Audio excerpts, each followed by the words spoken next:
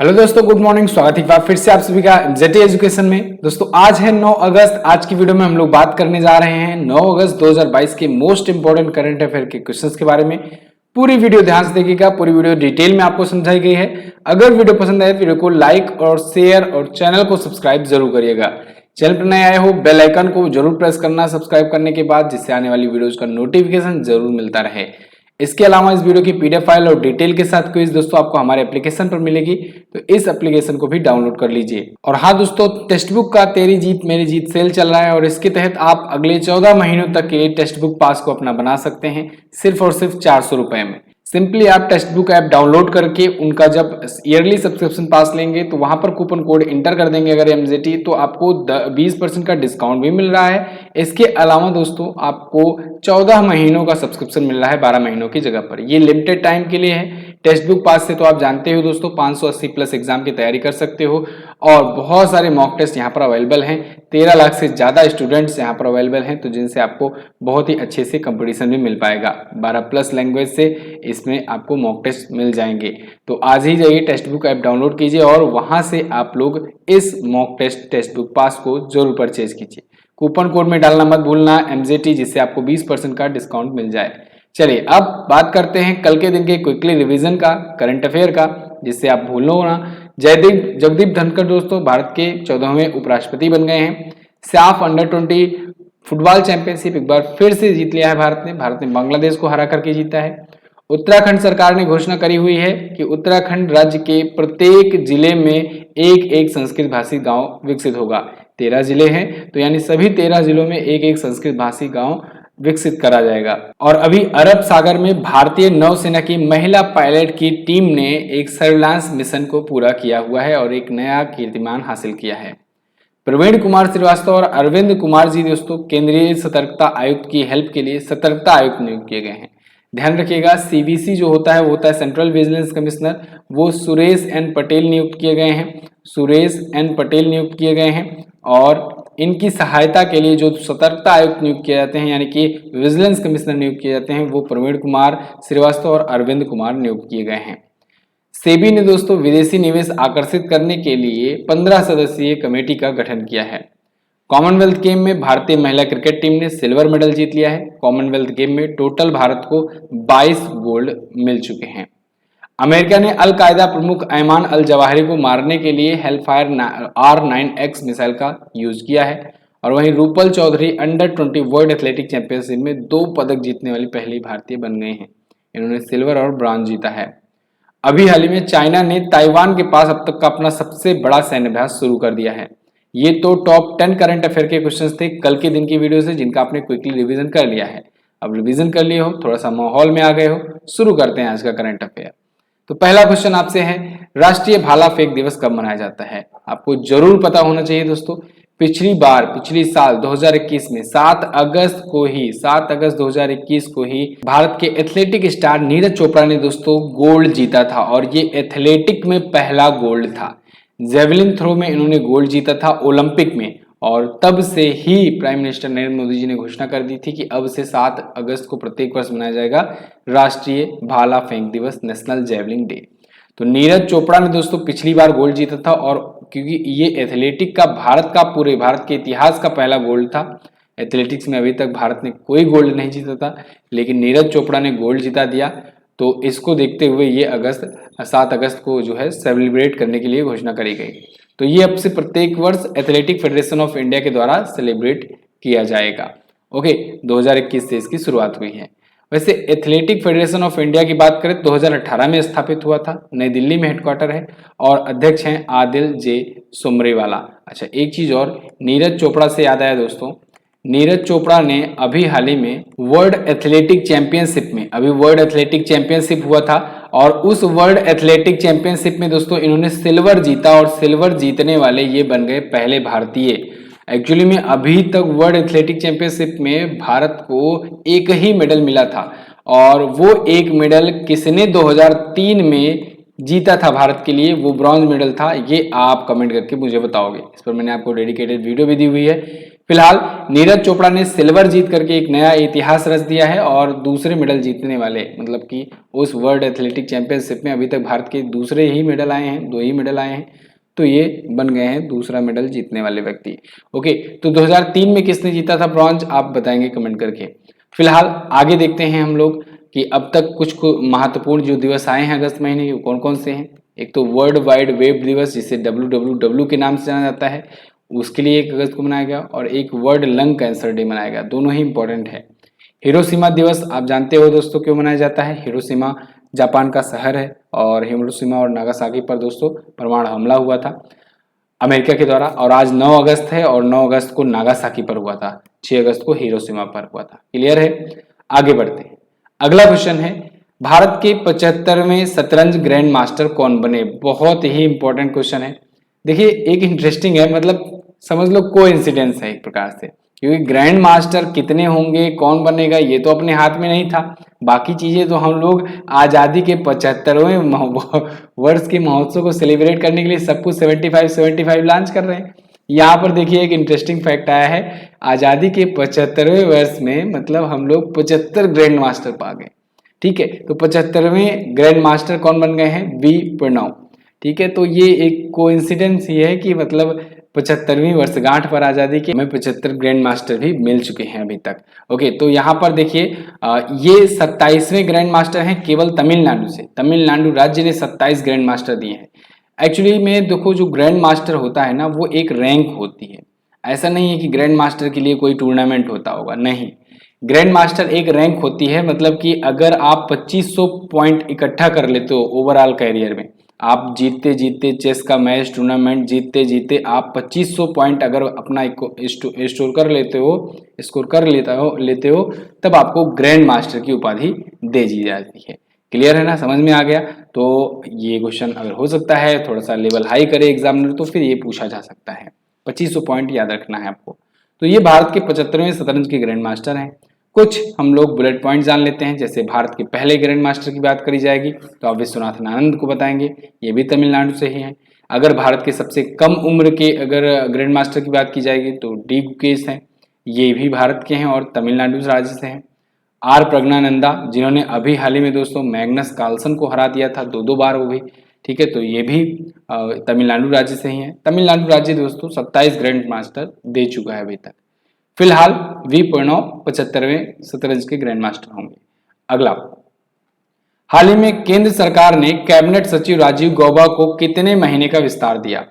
दोस्तों कैबिनेट सचिव राजीव गौबा हैं, ये बहुत दिनों से हैं, आप सबको पता है, पिछले 2 सालों से हैं, 2 साल के लिए नियुक्त किए गए थे।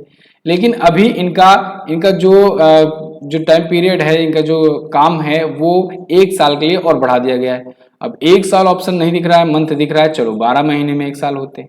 12 महीनों का कार्यकाल इनका बढ़ा दिया गया है। तो यहाँ पर आप आर्टिकल देख पाओगे दोस्तों, cabinet secretary Rajiv Gauba gets 1 year extension. तो ये राजीव गौबा जी हैं और इनको एक साल का विस्तार मिला है, कैबिनेट सेक्रेटरी हैं।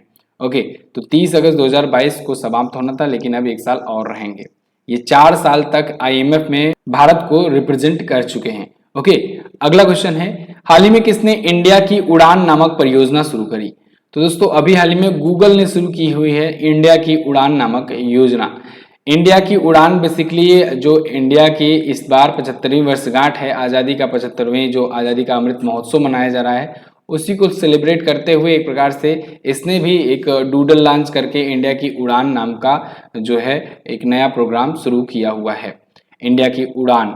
ओके, तो 75 साल की अटूट भावना को दिखाने के लिए इसने ये ऑनलाइन प्रोजेक्ट शुरू किया है, भारत की उड़ान या कहें इंडिया की उड़ान।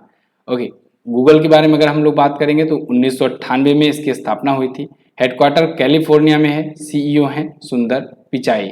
ओके, सेम चीज़ें यहाँ पर भी लिखी हुई है। संस्थापकों में अगर बात करें तो लैरी पेज और सर्जेई ब्रिन ने मिल करके इसको स्थापित किया था 1998 में। अब कुछ अन्य प्रमुख योजनाएं जो अभी चर्चे में आई हैं उनका भी हम लोग रिवीजन कर लेंगे। जैसे उत्तर प्रदेश सरकार की पंचामृत योजना आई थी, हरियाणा सरकार ने चिराग योजना शुरू करी, जिसका मतलब होता है मुख्यमंत्री समान शिक्षा राहत सहायता और अनुदान योजना। केरल सरकार ने आंगनबाड़ी बच्चों के लिए अंडा और दूध योजना शुरू करी, और प्राइम मिनिस्टर नरेंद्र मोदी जी ने पुनरुत्थान वितरण क्षेत्र योजना का शुभारंभ किया। तमिलनाडु सरकार ने मुख्यमंत्री नाश्ता योजना शुरू किया है। छत्तीसगढ़ में मुख्यमंत्री महातारी न्याय रथ योजना की शुरुआत हुई। इसके अलावा मुख्यमंत्री मितान योजना से धनवंतरी जेनरिक मेडिकल योजना, ये सभी छत्तीसगढ़ की हैं। स्वनिर्भर नारी योजना असम में शुरू करी गई है और नमस्ते योजना केंद्र सरकार ने सीवर और सेप्टिक टैंक की सफाई करने वालों के लिए लॉन्च किया है। क्लियर, आगे देखते हैं। हाल ही में कन्नन सुंदरम को किस देश की सरकार द्वारा night of the order of the merit या जिसे कहें सेवेलियर अवार्ड से सम्मानित किया? तो अभी हाल ही में इनको फ्रांस की सरकार के द्वारा सम्मानित किया गया है। फ्रांस के प्रेसिडेंट के द्वारा इनको सम्मानित किया गया है, कन्नन सुंदरम जी को। यहाँ पर आप आर्टिकल देख पाओगे, चेवलियर अवार्ड या कहें सेवलियर अवार्ड जिसे कहते हैं, ठीक है। सेवलियर अवार्ड इनको दिया गया है कि कन्नन को, ये फ्रेंच गवर्नमेंट के द्वारा दिया गया है। ओके, तो ये कलाचुवड़ू के प्रकाशक हैं। कलाचुवड़ू दोस्तों एक तमिलनाडु में स्थित प्रकाशन संस्थान है, पब्लिकेशन हाउस है। तो उसके जो अध्यक्ष हैं, प्रकाशक हैं मेन, कन्नन सुंदरम, इनको सम्मानित किया गया है night of the order of the merit, जिसे कहते हैं सेवेलियर अवार्ड। फ्रांस का एक प्रतिष्ठित सम्मान होता है। फ्रांस मैप में कहाँ पर पोजीशन रखता है, तो इसको जानने के लिए सबसे पहले देखते हैं वर्ल्ड मैप में अपना प्यारा भारत कहाँ पर है। यहाँ पर है अपना प्यारा भारत। यहाँ से आएंगे हम लोग यूरोपियन कॉन्टिनेंट में। यूरोपियन कॉन्टिनेंट में पहुंचने के बाद यहाँ पर बड़ा सा देश दिख जाएगा आपको, फ्रांस, ठीक है ना। ये बहुत बड़ा देश है फ्रांस जो है। फ्रांस की राजधानी होती है पेरिस। इमैनुअल मैक्रोन अभी दूसरी बार राष्ट्रपति बनकर के यहाँ पर आए हुए हैं। वैसे पेरिस में अगर हम लोग बात करें तो यूनेस्को का हेडक्वार्टर है और FATF का भी हेडक्वार्टर है। वहीं फीफा की यहाँ पर स्थापना भी तो हुई थी पेरिस में, तो ये भी आप याद रखेंगे, ठीक है। दुनिया का स्वर्ग किसे कहा जाता है, दुनिया की जन्नत किसे कहा जाता है, पेरिस को ही कहा जाता है। क्लियर है, जबकि धरती का स्वर्ग कहा जाता है कश्मीर को। ओके, तो यूरो यहाँ की करेंसी होती है। अगला क्वेश्चन है अपना, भारतीय सेना ने उपग्रह आधारित प्रणालियों का परीक्षण करने के लिए कौन सा अभ्यास शुरू किया? तो अभी हाल ही में भारतीय सेना ने सैटेलाइट बेस्ड सिस्टम का परीक्षण करने के लिए स्काईलाइट नाम से एक अभ्यास किया है। स्काईलाइट, यहाँ पर आप देख पाओगे आर्टिकल है, army conduct skylight exercise to test satellite based system amid border row with China. Bharat चीन के बॉर्डर के पास में सैटेलाइट सिस्टम का कैसे यूज किया जाए एक्सरसाइज के दौरान, इसके लिए मॉक ड्रिल किया है इंडियन आर्मी ने। ओके, तो स्काईलाइट नाम है इसका, बहुत ही इंपॉर्टेंट हो जाता है ये, क्योंकि इंडिया और चाइना का कॉन्फ्लिक्ट तो लगातार चलता ही रहता है। फिलहाल स्काईलाइट अभ्यास भारतीय सेना के द्वारा शुरू किया गया है, जो कि लगभग 200 स्थिर ग्राउंड आधारित टर्मिनल, यानी कि 200 स्टैटिक ग्राउंड बेस्ड टर्मिनल जो होंगे, उनके कुछ 80 परिवहन योग्य वाहन पर लगे टर्मिनल यहाँ पर शामिल किए गए थे। ये अभ्यास अंडमान और निकोबार द्वीप समूह से लेकर लद्दाख तक सभी प्रकार के सैटेलाइट को शामिल करके इसमें अभ्यास को आयोजित किया गया था, ठीक है, ऑर्गेनाइज किया गया था। इंडियन आर्मी के बारे में बात करें तो 1950 में ऑफिशियली जुड़ी दोस्तों, या कहें कि स्थापित हुई। नई दिल्ली में हेडक्वार्टर है। थल सेना अध्यक्ष हैं लेफ्टिनेंट जनरल मनोज पांडे जी। कुछ और सैन्य अभ्यास हुए हैं पिछले दिनों में, उनका भी रिवीजन कर लेते हैं। युद्ध अभ्यास भारत और अमेरिका के बीच में होता ही है, इस बार उत्तराखंड में हुआ। पिच ब्लैक अभ्यास दोस्तों, ये मल्टीनेशनल एक्सरसाइज था। इसमें Bharat, Australia, Canada, France, Germany, Philippines जैसे बहुत सारे देश शामिल थे। विनबैक्स, ये भारत और वियतनाम के बीच में हुआ, हरियाणा में हुआ। अल नजाह 4, ये भारत और ओमान के बीच में हुआ। और वहीं रिमपैक यूएसए और इंडियन नेवी के बीच में हुआ, पर्ल हार्बर यूएसए में। साझेदारी, समुद्री साझेदारी अभ्यास या कहें कि मैरीटाइम पार्टनरशिप एक्सरसाइज, ये इंडिया और जापान के बीच में हुआ, अंडमान सागर में हुआ। अगला देखते हैं, हाल ही में आसियान ने किस देश के जनरल को शांति योजना की प्रगति तक बैठकों में भाग लेने से प्रतिबंधित कर दिया है? तो आसियान कंट्रीज दोस्तों बहुत ज्यादा महत्व रखती है। आसियान कंट्रीज जो हैं, इसने अभी एक मीटिंग करी और उसके तहत शांति योजना के तहत वहां पर एक मेंबर के जो समझ लीजिए कह लें राष्ट्राध्यक्ष को शामिल होने से प्रतिबंधित कर दिया है। वो देश कौन सा है? म्यांमार। आपको अगर पता होगा दोस्तों, तो म्यांमार में क्या हुआ था केस, ये जो भाई साहब हैं, इन्होंने, ये पहले आर्मी चीफ हुआ करते थे, इन्होंने तख्ता पलट कर दिया था। तो आप तख्ता पलट कर दिए किसी देश की सरकार को, राष्ट्रपति को, जो चांसलर है एक प्रकार से, उनको आप सत्ता से हटा दिए और उनको जेल में डाल दिए, तानाशाही वहां पर कर रहे हो। और आप कह रहे हो कि हमको जो पीस मीटिंग है उसमें शामिल किया जाए, नहीं, यहाँ पर इनको शामिल नहीं किया गया। इसीलिए नाम है इनका मिंग ऑन्ग हलिंग। तो चूंकि इन्होंने म्यांमार में हिंसा भी करवाया था और इसके बाद तख्ता पलट कर दिया था, और इस वजह से देखते हुए इनको फिलहाल के लिए बाहर किया गया है, बैठकों में शामिल होने से प्रतिबंधित किया गया है। म्यांमार 1997 में आसियान में शामिल हुआ था। अगर हम लोग आसियान संगठन की बात करें तो आसियान का मतलब होता है association of south east Asian nation. Association of south east Asian nation में दोस्तों 10 देश जुड़े हुए हैं। जकार्ता इंडोनेशिया में इसका हेडक्वार्टर है और 1967 में इसकी स्थापना करी गई थी। ये 10 देश हैं दोस्तों: Brunei, Cambodia, Indonesia, Laos, Malaysia, Myanmar, Philippines, Singapore, Thailand और वियतनाम। जी हाँ, इसमें इंडिया नहीं शामिल है। ओके, तो म्यांमार है, लेकिन म्यांमार को फिलहाल बैठकों में हिस्सा लेने से बाहर कर दिया गया है। अगला क्वेश्चन, हाल ही में खेल की वैश्विक संचालन संस्था फाइड का उपाध्यक्ष किसे नियुक्त किया गया? ये भी इंपॉर्टेंट क्वेश्चन है। फाइड के दोस्तों नए उपाध्यक्ष होंगे अब विश्वनाथन आनंद। विश्वनाथन आनंद आप सबको पता है first grand master of India, first grand master. और मैंने अभी बताया शुरुआत में कहाँ से हैं, तमिलनाडु से संबंध रखते हैं। अब चलिए इनका नाम आ ही गया तो थोड़ा बहुत इनके बारे में बता ही देते हैं। ये 1988 में 1988 में ग्रैंड मास्टर बने थे दोस्तों, भारत के पहले ग्रैंड मास्टर थे। और 1991-2 में इनको दोस्तों दिया गया राजीव गांधी खेल रत्न, जो कि अब जाना जाता है मेजर ध्यानचंद खेल रत्न अवार्ड के नाम से। ठीक है ना, तो भारत का पहला इनको मिला था, ये भी पहला ही मिला था। फर्स्ट खेल रत्न अवार्ड पाने वाले भी ये व्यक्ति थे, विश्वनाथन आनंद। इनकी बुक आई हुई है और बुक का नाम है दोस्तों माइंड मास्टर। अभी इसका दूसरा संस्करण आया हुआ है, तो दूसरा संस्करण आने की वजह से ये दोबारा से चर्चे में है, तो इस वजह से ये पूछा भी जा सकता है, विश्वनाथन आनंद। ठीक है, अच्छा, ये हैं दोस्तों तमिलनाडु से, और तमिलनाडु में ही अभी चल रहा है 44वां 44th ओलंपियाड। ठीक है, चेस ओलंपियाड चल रहा है। अब चेस ओलंपियाड जब चल रहा है उसी दौरान एक दोस्तों वाइस प्रेसिडेंट के लिए, या कहें कि डिप्टी प्रेसिडेंट के लिए हुआ चुनाव, और उसमें विश्वनाथन आनंद को उपाध्यक्ष चुन लिया गया। अध्यक्ष जो हैं उनको एक बार फिर से दोस्तों बना दिया गया है प्रेसिडेंट के लिए। ठीक है ना, री इलेक्ट किया गया है। किसको? आर्काडी वर्कोविच को। ठीक है, तो ये फाइड के एक बार फिर से अध्यक्ष होंगे आर्काडी वर्कोविच, और उपाध्यक्ष होंगे विश्वनाथन आनंद। फाइड दोस्तों ये इंटरनेशनल संस्था है चेस के लिए, तो ये इसका उपाध्यक्ष बनना एक गौरव की बात है। इंटरनेशनल चेस फेडरेशन और वर्ल्ड चेस फेडरेशन के नाम से भी हम लोग जानते हैं। 1924 में स्थापना हुई थी, लुसाने में इसका हेडक्वार्टर है, और आर्केडी वर्कोविच इसके अध्यक्ष हैं। अगला, हाल ही में किस केंद्रीय मंत्री ने एक जिला एक उत्पाद उपहार सूची लॉन्च किया है? अब देखिए ये इंपॉर्टेंट क्वेश्चन है, इसमें आपको कंफ्यूजन हो सकता है। देखिए अभी हाल ही में पीयूष गोयल जी, जो कि केंद्रीय मंत्री हैं, इन्होंने एक जिला एक उत्पाद उपहार सूची का डिजिटल संस्करण लॉन्च किया है। यहाँ पर आप आर्टिकल भी देख पाओगे इसके regarding. ODOP gift catalogue now comes in digital version to popularise local product for corporate gifting. देखिए जो ओडीओपी योजना है, मुझे पता है आपको सोच रहे होंगे आप कि सर ये तो उत्तर प्रदेश की योजना है, यूपी की योजना है ODOP, one district one product योजना। जी हाँ, बिल्कुल वही योजना है, लेकिन अभी केंद्रीय मंत्रालय के द्वारा क्या किया गया कि इसको और एक्सटेंड किया गया, और इसके तहत देश भर के 741 जिलों को इसमें जोड़ा गया। और इसका जो 741 जिलों को जोड़ा गया है विभिन्न राज्यों से, उनकी एक लिस्ट तैयार करी गई, और इस लिस्ट को, इस कैटलॉग को दोस्तों अब डिजिटली लॉन्च किया जाएगा।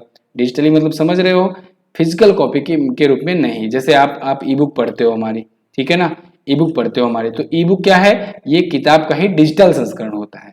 ठीक है, तो ऐसे ही डिजिटल संस्करण इन्होंने लॉन्च कर दिया है। समझ में आ गया आई थिंक। चलो, अब डिजिटल संस्करण अवेलेबल होने से कहीं पर भी पीडीएफ या फिर प्रोडक्ट के लिस्ट कहीं पर भी मेल कर सकते हो, भेज सकते हो। ओके, तो केंद्रीय मंत्री पीयूष गोयल जी ने इसे लॉन्च किया है, एक जिला एक उत्पाद उपहार सूची का। Okay, confusion clear. अब देखो कुछ और रिवीजन करते हैं। जैसे अगर वन डिस्ट्रिक्ट वन प्रोडक्ट अगर पूछा ही जाए, sir one district one product कहाँ की योजना है, तो आप बताएंगे यूपी की। चलो बहुत अच्छा। लेकिन अगर आपसे पूछा जाए एक जिला एक उपज योजना कहाँ की थी, तब आप बताओगे मध्य प्रदेश की। कहाँ की? मध्य प्रदेश की। एक जिला एक उपज, जिला एक उपज, ठीक है ना। अच्छा, अगर पूछा जाए एक जिला एक शिल्प कहाँ की योजना है, एक जिला एक शिल्प योजना कहाँ की है, तब भी आप बताओगे सर मध्य प्रदेश की है। अच्छा, बहुत अच्छे। अगर पूछा जाए एक जिला एक ब्लॉक योजना कहाँ की है, एक जिला एक ब्लॉक योजना कहाँ की है? तब आप बता दोगे हरियाणा की योजना है। चलो ये भी रिवाइज हो गया।